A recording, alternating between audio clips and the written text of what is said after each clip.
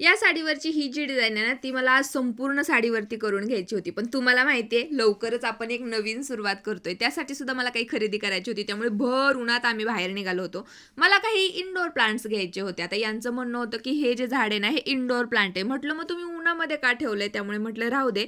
आधी आपण कुंड्यांचीच खरेदी करून घेऊया." तर ही व्हाईट कलरची कुंडी मला खूप आवडली. ही तर मी घेतली, पण त्याचसोबत ही ब्राऊन कलरची पण आवडली. आता आज ह्या सगळ्या गोष्टी घेण्याचं माझं काही प्लॅनिंग नव्हतं. मी फक्त आऊंना म्हटलं होतं, की "जावा, आंबे घेऊन या."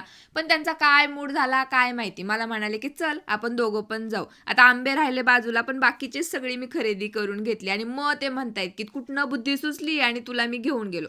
म्हटलं, "असू द्या हो, या सगळ्या गोष्टी घ्यायला एक दिवशी आपल्याला यावंच लागलं असतं." पण ज्या मला हव्या होत्या त्या तर मिळाल्याच नाही. पण एक कुंडी आणि मस्त गुलाबाचं रोप मी घेऊन आले होते. म्हटलं तेच आता लावून घेऊया. त्यामुळे शेतात जाऊन मस्तपैकी काळी माती मी घेऊन आले. आता या ज्या कुंड्या आहेत ना, त्यांना खालून होल नसतात. ते आपल्याला पाडून घ्यावे लागतात. नाहीतर त्यामध्ये लावलेली रोपं काही व्यवस्थित येत नाही.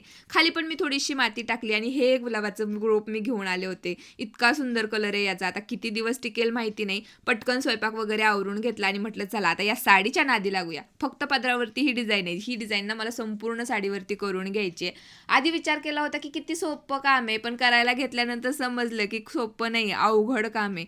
तसं पण आज माझं एवढं डोकं दुखत होतं, पण मी आज ठरवलं होतं की साडी झाल्याशिवाय इथून काही उठायचं नाही आणि हे काम व्हायला मला संपूर्ण 1.5 तास लागले, पण माझं काम पूर्ण झालं. चला भेटू नेक्स्ट व्लॉगमध्ये. तोपर्यंत बाय.